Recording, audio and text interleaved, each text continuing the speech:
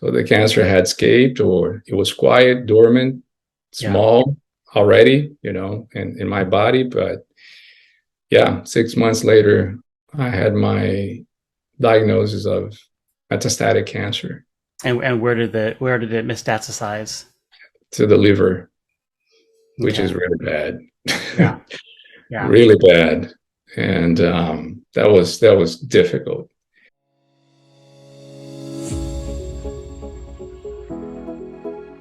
You are listening to the Concierge Minister Podcast, a place to grow, learn, and be inspired as you discover God's purpose for your life. Here's your host, the pastor you've always wanted without the church, Dr. Kumar Dixit. Well, welcome back to another episode of Concierge Minister. Hey, have you visited my website? You should. There's a really amazing photo of me. conciergeminister.com. Check it out. I want to pray for you. I want to be able to support you in whatever you're doing.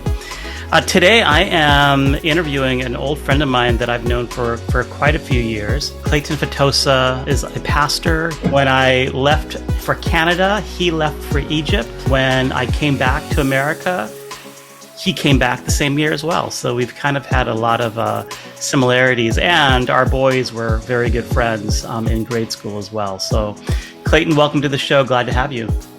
Glad to be with you, Kumar. So you've had this bout of cancer that's come and gone, and it's just been a crazy ordeal for you. Tell me again a little bit about the first time you was diagnosed with cancer. All right, yeah, it's been a journey. It's been a long journey. It all started in 2011. I was 36 years old, and Delma noticed a lump in my leg. She noticed that the lump was growing. It was on my left thigh, and it was painless. It was just there. I had no idea what it was. But after a few months, we decided to check it out. So I went to my doctor. He ordered an MRI, and then he sent me on to a specialist, a sports specialist. So he asked me if I, liked sports, if something had happened, if I had fallen or something, but I couldn't recall anything. He ordered more exams, and then he sent me on to an oncologist. That's when I suspected something was wrong, Yeah, right. After a biopsy, cancer was detected. It was a rare cancer. It's a myxoid liposarcoma. I had never heard of sarcomas, and they're only 1% of all the cancers in the United States. Wow. Liposarcomas are subdivided into 70 categories, and mine is 1% of 1%. So it's kind of rare, only a few thousand sarcoma patients in the United States every year. So I went back to surgery because I had an open biopsy. You go into surgery for biopsy because at first the doctors thought it was a benign tumor, not cancer. It was only during the biopsy that they suspected it was cancer. So when the results came back from biopsy, they said, yeah, it's cancer. So you need to have another surgery so we can get margins. 3 full weeks after the biopsy, I had the real surgery to remove everything plus margins. Okay. And this was December of 2011. So what does that do to your life when you're 36 years old, you have 2 little kids at home, a wife at home? I'm curious to know, do people just immediately see you now as a cancer patient or a patient, or are they still able to see you as Kleyton, the person they once knew? At first, Kumar, it's scary. It's very scary. You think about your family. That, at least to me, that was the first thing. I had 2 young kids, very young. And you think about their lives and growing up without a dad and leaving a wife behind and all of that. It's just, It's crazy. And you don't have control over anything.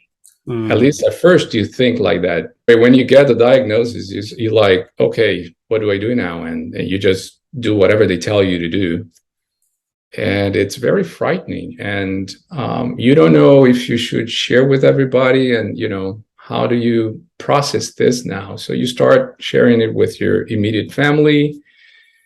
And then I had to share this with colleagues. And so it goes and impacts every area of your life, little by little.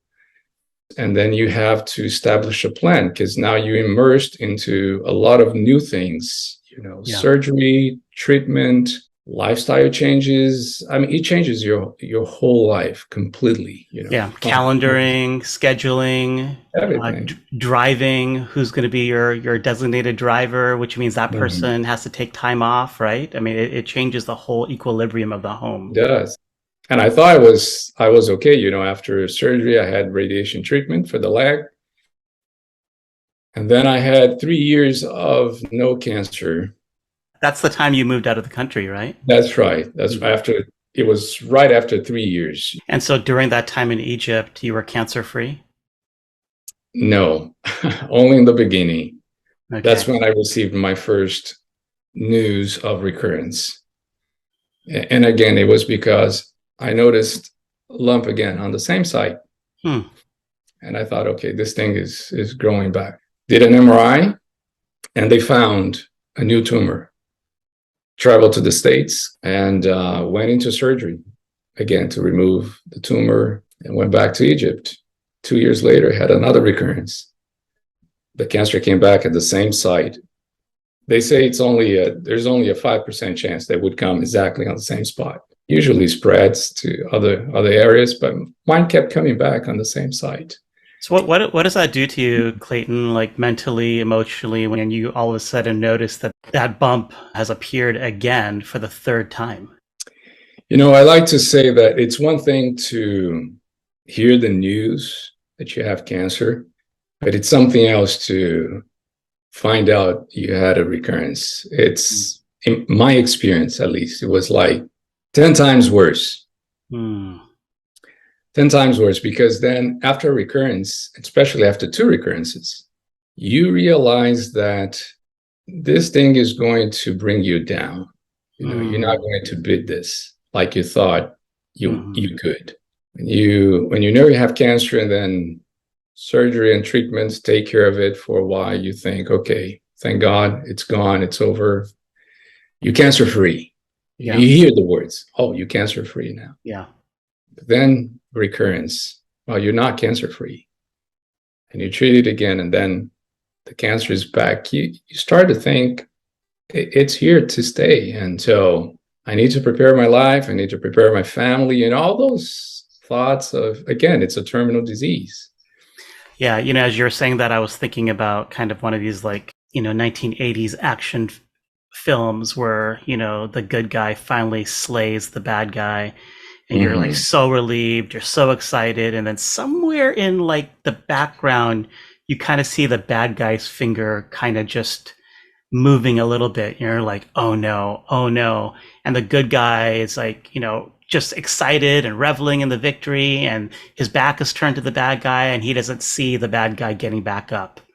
As you're describing that to me, that's what I'm kind of thinking about, is you worked so hard and emotionally invested in getting rid of the cancer, and then to see it kind of just emerging again, it must be just dumbfounding. It's devastating. It's like a dark cloud on top of your head that will never leave you. It's there. It's there. It's a shadow. It's there. It's always after you. No matter what happens, surgeries, treatments, you may have to learn how to live with it. It's a constant battle. It's not like a one point in life when, okay, I had this horrible thing that happened, but it's in the past. Yeah. Now you see that as part of your journey. Yeah. With you. So the cancer is with you. You've kind of, I wouldn't say embraced, but you've accepted that you have cancer. Kind of just tell us what happened when you came back to America, and kind of just fill in those blanks of kind of the aggressive treatment that you had. Yeah, sure. After 2017, the surgery I just mentioned, which was like the 4th surgery, 1 for biopsy and 3 surgeries to remove the cancer, my doctor told me that if I had another recurrence, there was nothing else they could do to save my leg.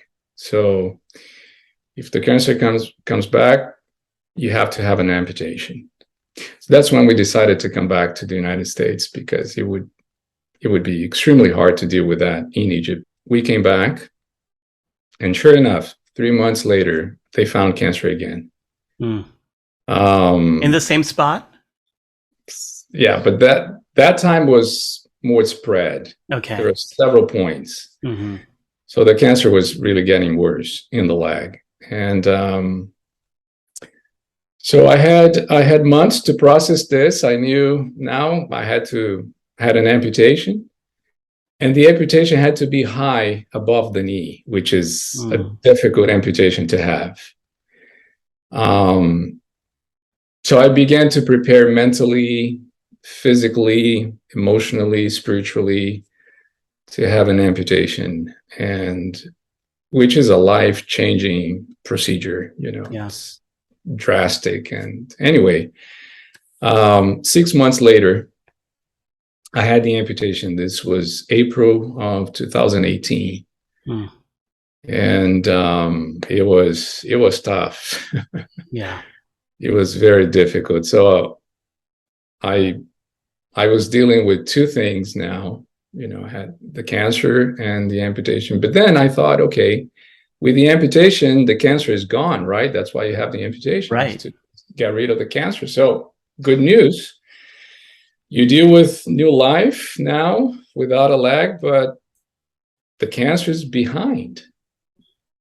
So I thought, until 6 months later, when I got the news that I had my first metastasis.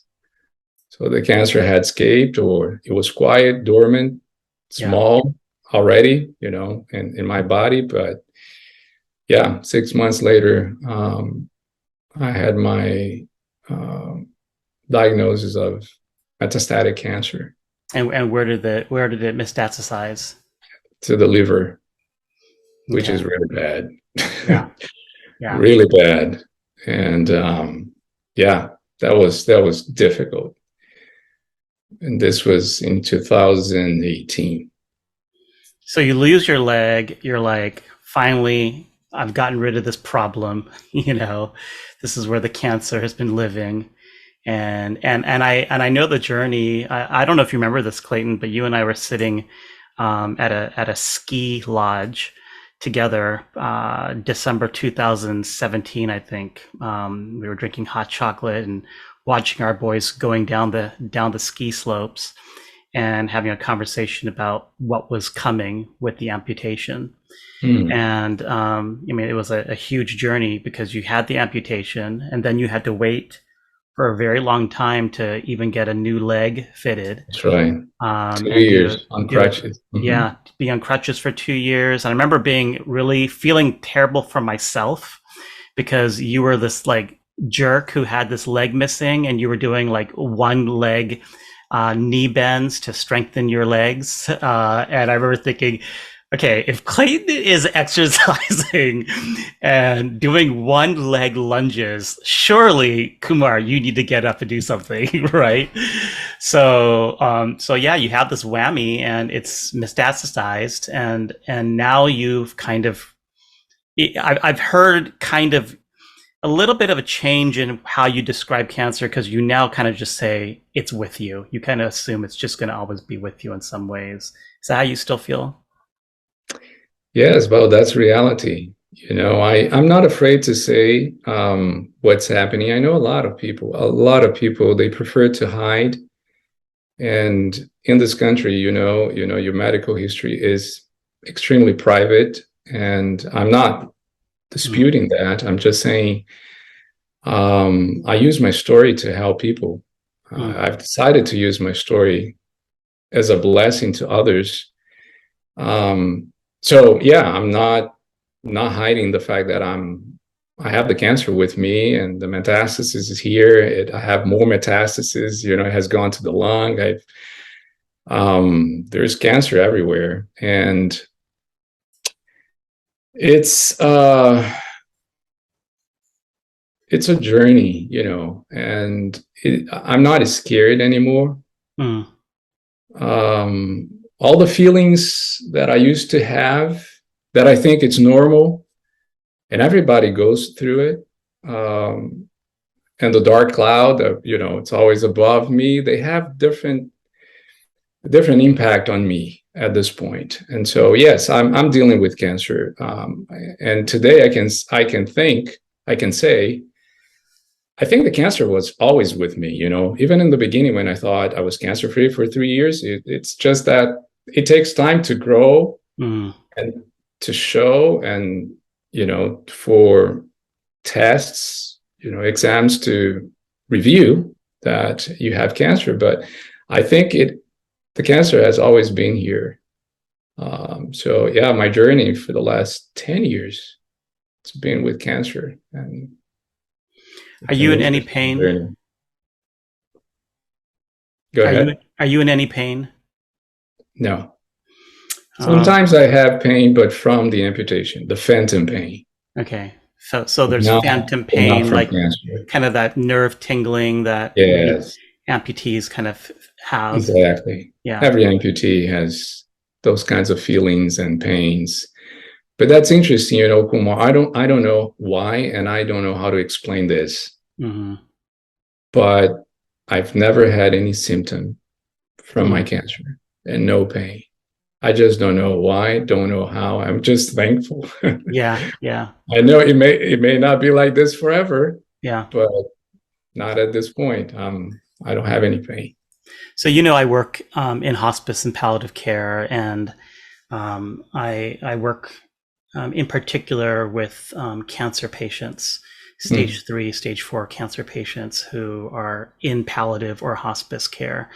And you should never say you have a favorite patient, but I do have some favorite patients. And one of my patients, we were talking a couple of weeks ago, and I asked her, are you afraid of dying? And she said, no. She said, I don't want to die, but I'm not afraid of dying, and I thought that was really, interesting, because even if you embrace the fact that you are going to die at some point from your disease progression, doesn't mean that you have to allow yourself to want to embrace the death. You're right. And so my question for you is, how do you've been given just bad news after bad news after bad news. Like most of us in our life get bad news, like we were rear-ended in a car accident, we were, our identity was stolen, and now it's a pain to have to like go through all those steps to reclaim your, our identity.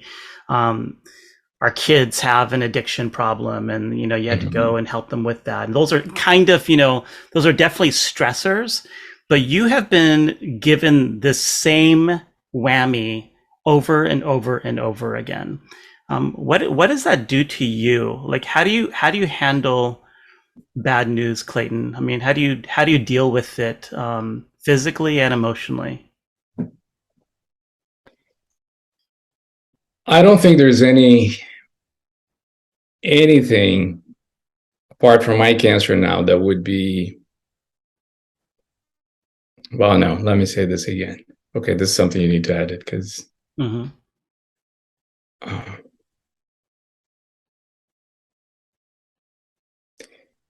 you have cancer, that's your bad news. That's the news you deal with every day. And I'm grateful that nothing worse than that has happened to me. And it could, your children get cancer, or they get killed in a car accident or something. Yeah, there's a lot of things worse than cancer. But I'm grateful that apart from cancer, everything else looks good. I have a good family. Job is fulfilling. Everything else is fine. So the only thing apart from my cancer, and the only thing I have to deal with amputation and the cancer. But of course, the cancer is the main thing here, because it has the potential to take my life at any point. How do you deal with bad news? How do I deal with the cancer? I take one day at a time. That's how I deal with it. I used to plan ahead of time, be visionary, and always my personality, always think like 5, 10 years from today. It doesn't work anymore. I don't have tomorrow. I don't have next year. And this is a constant thing in my house here. We had a family trip in July to Turkey, the whole family. And in January, I'm going through treatment, and I'm thinking, I'm not going to be ready for this trip in July. I can't buy the tickets. It's like I can't plan my life 3-4 months down the road, because I never know. And I get checked every 3 months. Yeah. I never know what's going to come up in 3 months. And do I plan this? Do I plan that? That's extremely hard. My son graduated from high school last year in Brazil. And I was thinking, will I be healthy enough to go? And so I am constantly dealing with this. And so I process things one day at a time. That's how I deal with bad news. I have today. Today I'm feeling great. I went to the gym this morning, drank my juices, no pain. Thank God I have today. Yeah. Do I have tomorrow? I don't know. I'll deal with tomorrow when tomorrow comes. Yeah, I'm heavily influenced by Eckhart Tolle's book, The Power of Now. He is, very much describing what you're talking about, and that is, you can only control today. You can't control what happened yesterday. You can't control what happened 20 years ago. You can't control what's going to happen tomorrow. So how are you going to identify your day today and make use of today instead of? And I think it's very much, in line with what Jesus says. Don't worry about tomorrow, right? It's very much the fact that you feel good today, you woke up good today, I'm going to go to the gym and I'm going to have a great day, because that's the only thing you can be in charge of, is the presence of now, right? Right. And I love that you're able to do that. You grew up in a pastor's family, you've grown up in ministry your whole life, you've been a pastor, a church administrator. I know everyone assumes that you're going to only say positive things about your faith in God, he's a pastor. But really, I mean, what have you had those moments of shakiness with God? Have you had those frustrations with God? I mean, tell me about Absolutely. Especially because I know God. When you don't, you don't know what to think about, or to ask or not to ask, but I know him. I know him personally. And so for many years, I talked to God. I said, God, you have the power to heal me. You have the power to heal my leg. And especially as I was approaching the date for my amputation, I had those thoughts about instant healing, the miracles that everybody was praying about. I said, yes, he can do it. Yeah. He's done it before, just like this.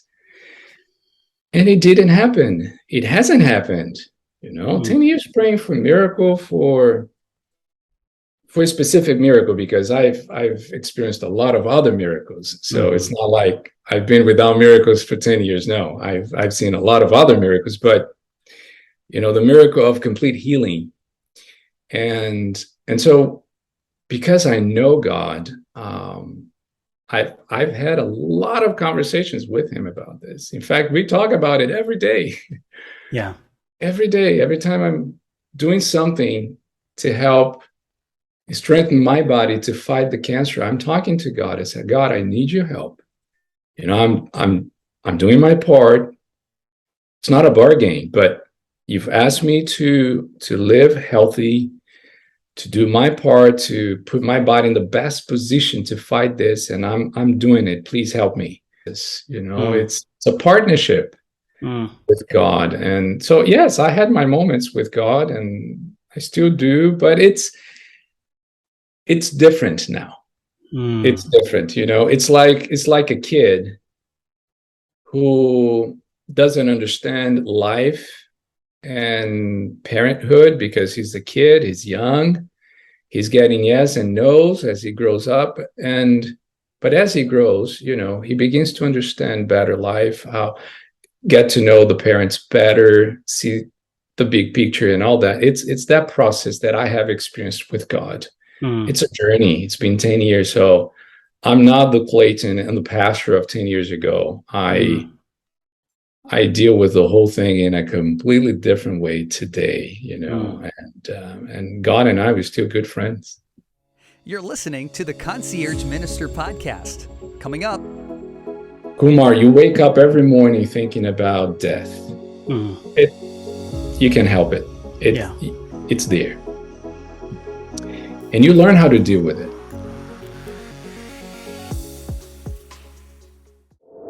That's amazing. That really is. I love that. And I love how you said, I know God. And so because you already have that existing relationship with him, you know how to kind of navigate that relationship, right? And I really don't know how people deal with what I have to deal with without God. I really don't. Yeah. It must be extremely painful, extremely hard. So I have as a mission to share with as many people as possible that if you're going through something painful in your life, whether cancer or something else, God is a great helper.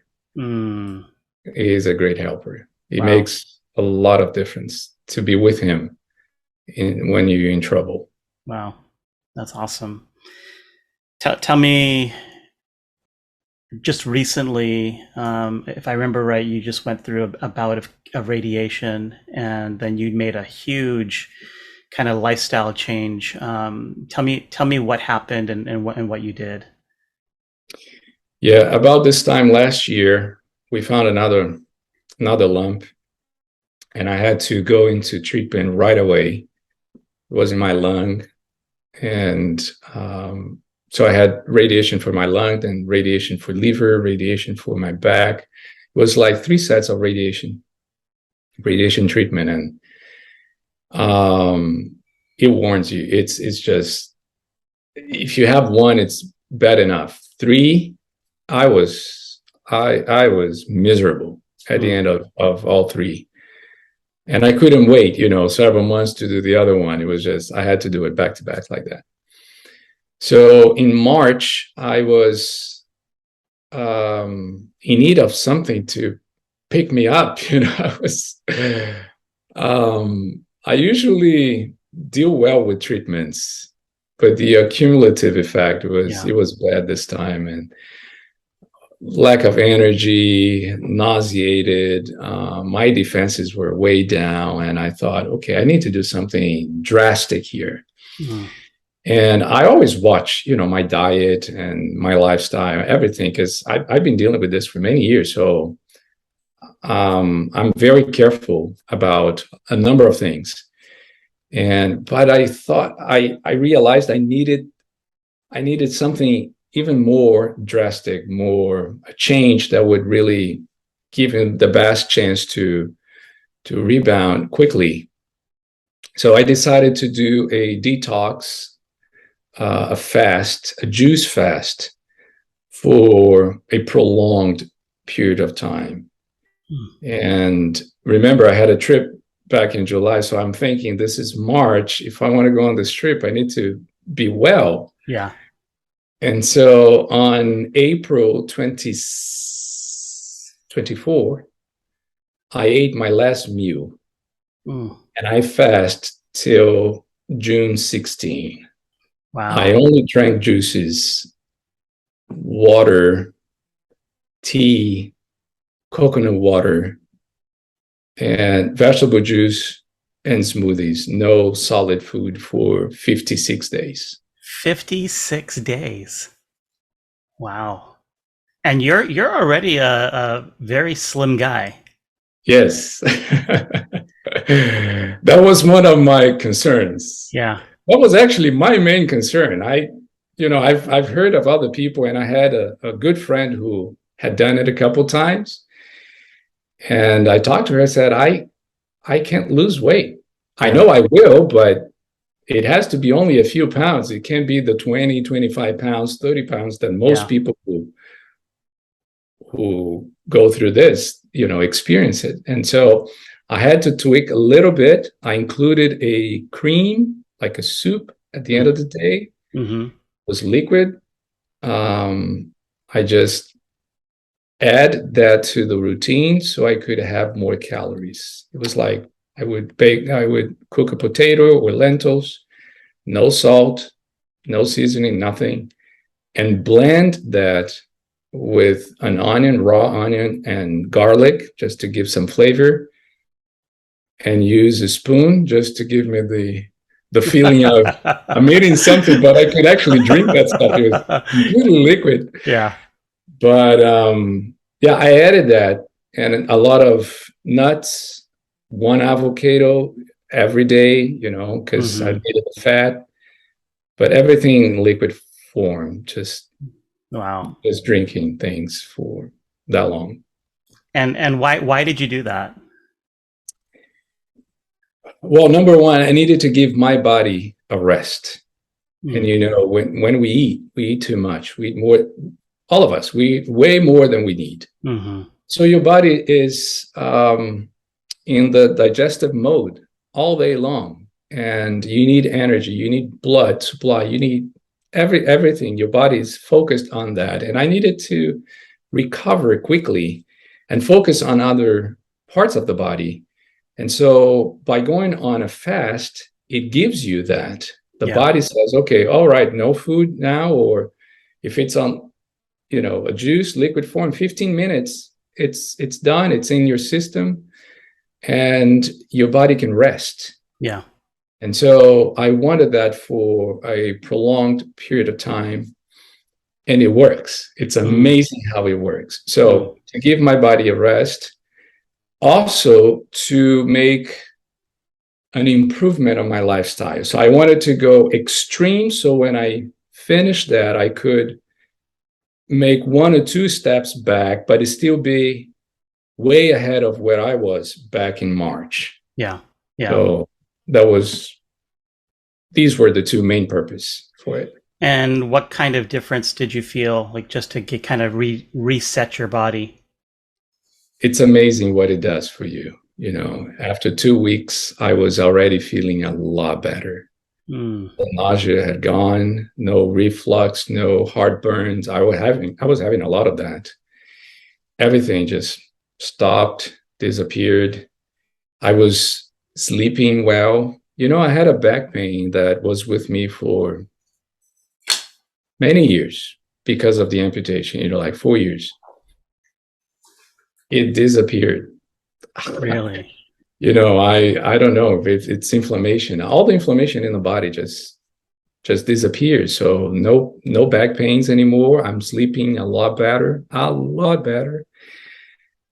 And I'm feeling energized. And so 2 weeks, 3 weeks, 4 weeks, 5 weeks, and I'm feeling better and better, and I'm enjoying my time, and it's amazing. And the most important change happened here.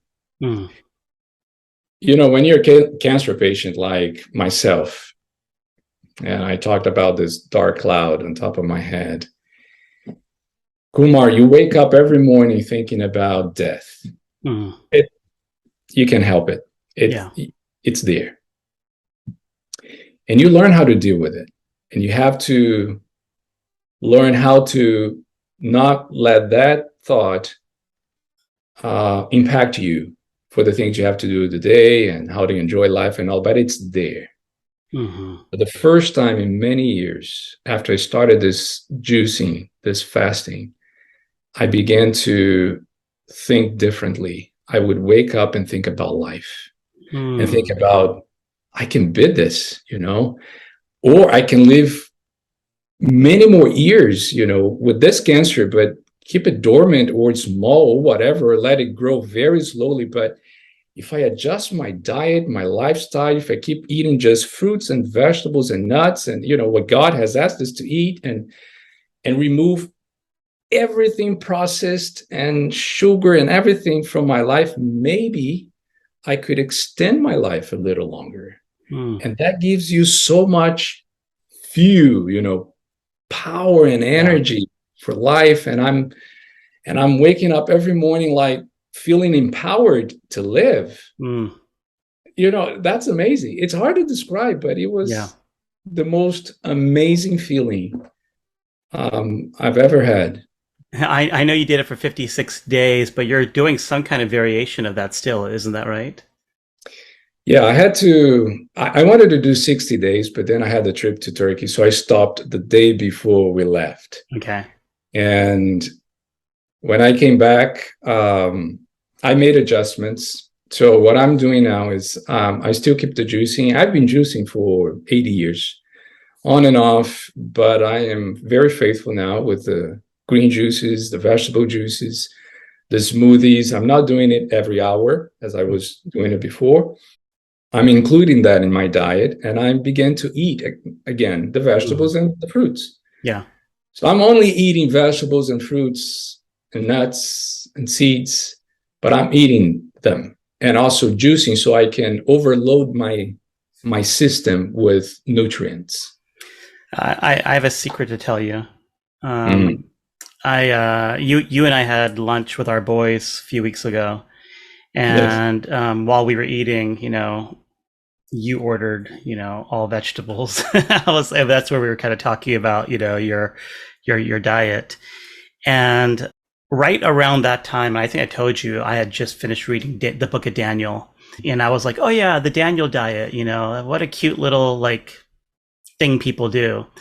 And I was like, maybe I should try that, just for 10 days, right? So after I ate lunch with you, I was even more kind of motivated. So I have been for the last 15 days eating only fruits and vegetables and Wow, nuts. Yeah, congratulations. yeah, and shakes. I'm blending stuff into smoothies and stuff. And Okay. the very first day, oh my gosh, thought I was gonna die, Clayton. I was like, there's no way I'm gonna survive.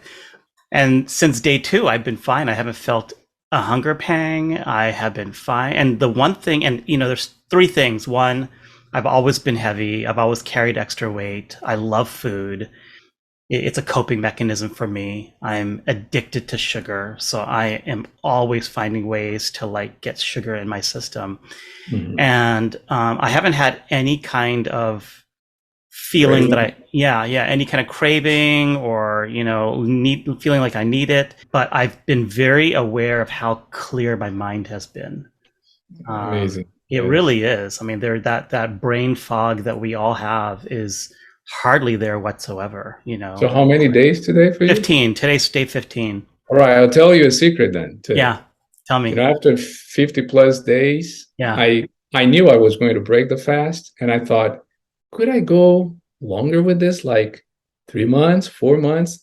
And the feeling I had back then was like, yeah, absolutely. I'm adjusted to this. If I had to do it for another 2 months, I could do it. So, I think you're going through that same process of, this is not impossible. Yes. If anyone can do it.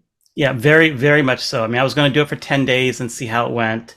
After 10 days, I was like, let's go for another 10 days, so, so yeah, it's made a huge difference. I can tell, even with just the medications that I was on, making a huge difference, so thank you for inspiring me.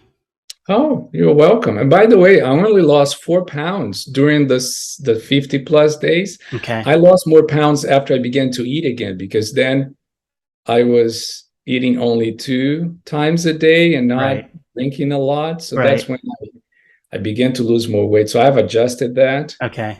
But yeah, for those who wanted to lose weight, you do it. And I wasn't hungry throughout the whole period because I was being fed.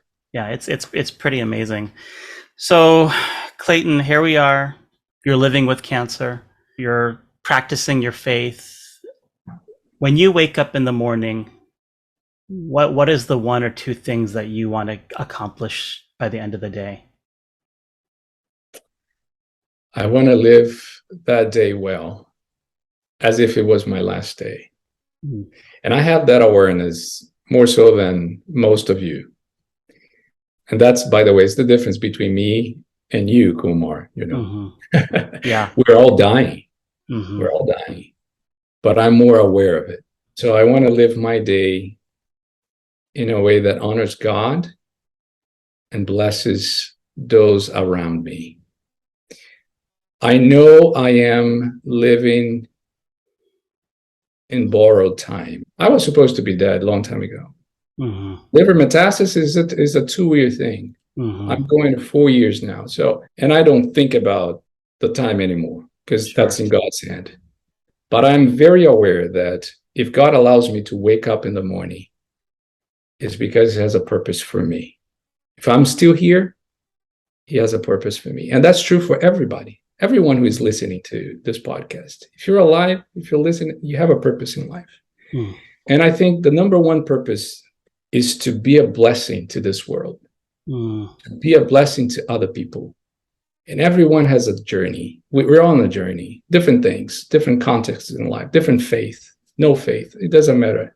You can be a blessing to the world and you can be a blessing to those around you. So that's what I think when I wake up in the morning. I want to live this day in a way that honors God, that I'm happy at the end of the day with the things I accomplished.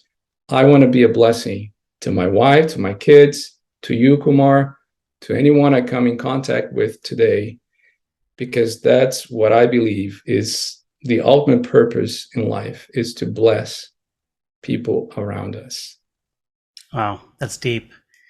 Because if you're in a position where you want to give people a blessing, then it helps you to be less selfish and demanding of others to make you feel better.